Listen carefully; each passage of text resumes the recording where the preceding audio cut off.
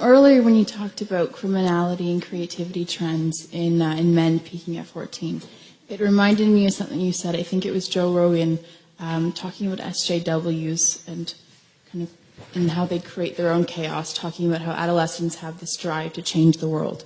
And I was wondering if those three, the criminality, creativity, drive to change the world, are linked, and if so, if they manifest differently in men and women, and if they kind of come from the same area. Well, I think they are linked. But I'm going to concentrate more on the second part of your question. So I'm going to ask you guys to think about something. So I talked to a friend of mine the other day. He's a very, very smart guy, and we've been talking about all the sorts of things that we've been talking about tonight for a long time. And we were talking about the relative evolutionary roles of men and women. This is speculative, obviously. And because our research did indicate, it's tentative research so far, that the SJW sort of equality above all else philosophy is more prevalent among women. It's predicted by the personality factors that are more common among women. So agreeableness and high negative emotion. Primarily agreeableness. But in addition, it's also predicted by being female. And that's interesting because in most of the personality research that I've done, and as far as I know in the literature more broadly speaking, most of the time you can get rid of the attitudinal differences between men and women, or at least reduce them by controlling for personality.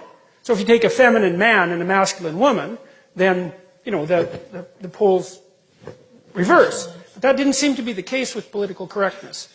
And so I've been thinking about that a lot, because, well, men are bailing out of the humanities like mad, and pretty much out of the universities except for STEM. The women are moving in like mad. And they're also moving into the political sphere like mad. And this is new, right? We've never had this happen before, and we do not know what the significance of it is. It's only 50 years old.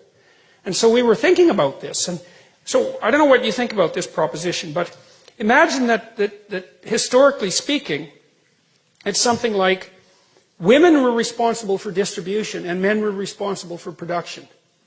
Something like that. And maybe that's only the case really in the tight confines of the immediate family, but that doesn't matter because that's most of the evolutionary landscape for human beings anyways. What the women did was make sure that everybody got enough. Okay, and that seems to me to be one of the things that's driving, at least in part, the SJW demand for equity and equality. It's like, let's make sure everybody has enough. It's like, well, look, fair enough, I mean, you can't argue with that.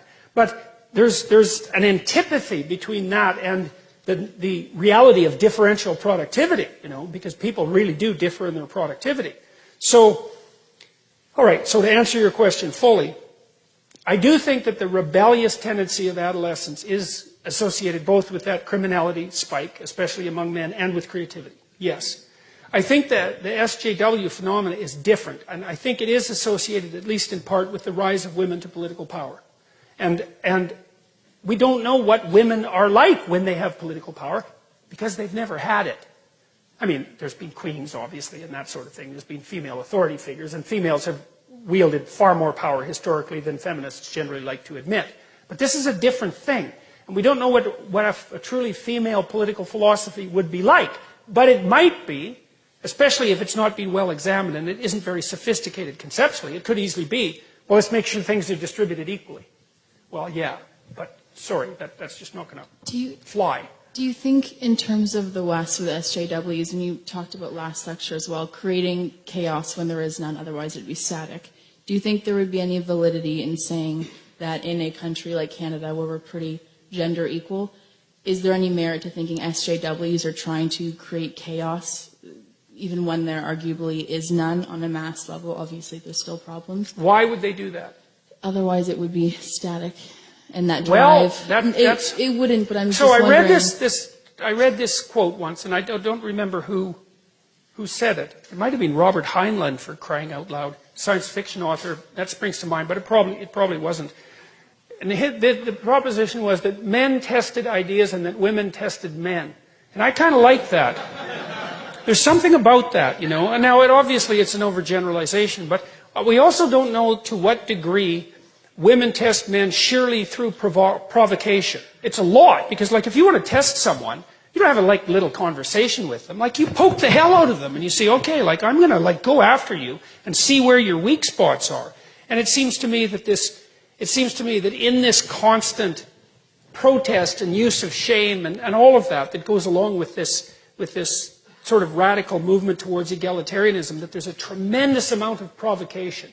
And God, I'm going to say this too, even though I shouldn't. But I don't believe this, but I'm trying to figure it out.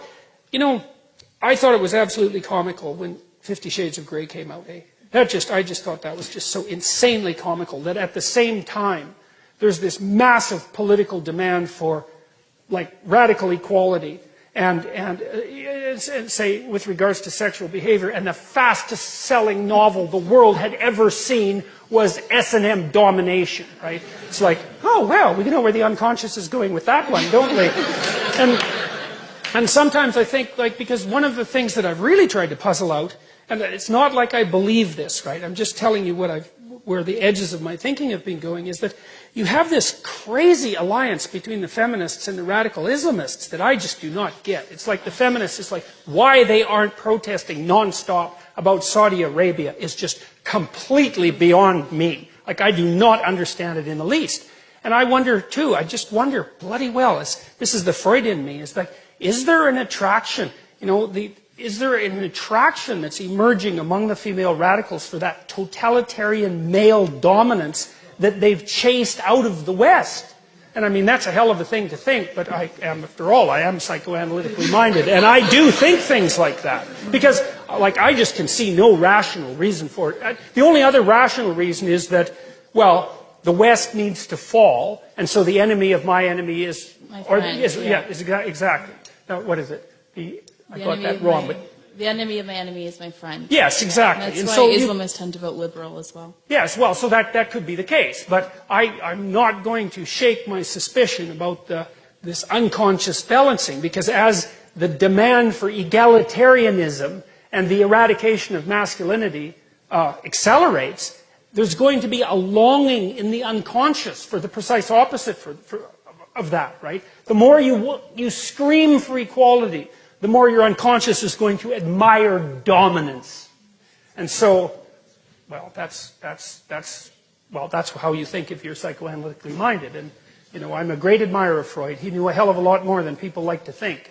And so, which is partly why everyone still hates him, even though it's been 100 years since he's, you know, really been around. So, all right, we should stop.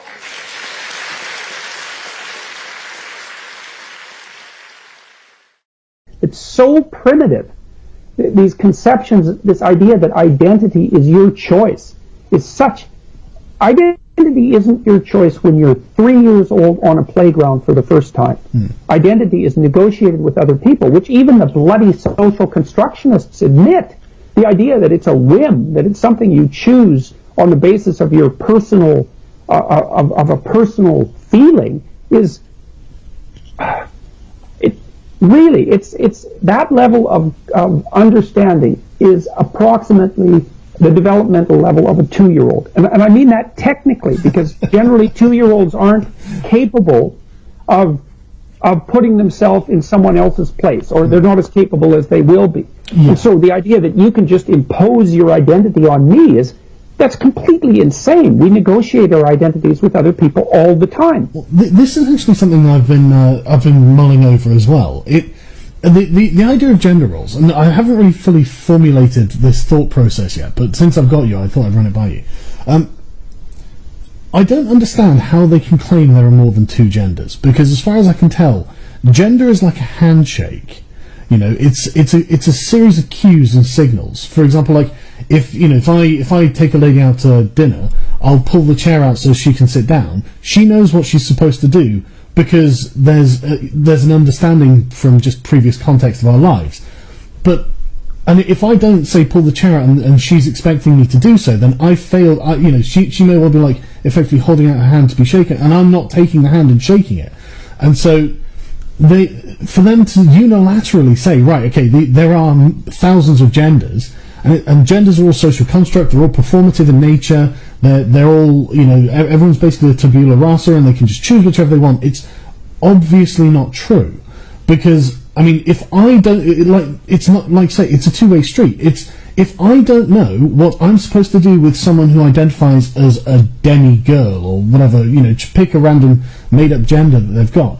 If I don't know what the process around that is, then we don't have a gender interaction. We don't have the handshake. Okay, so while you put your finger on an essential weakness in the philosophy, it's like, first of all, the idea that gender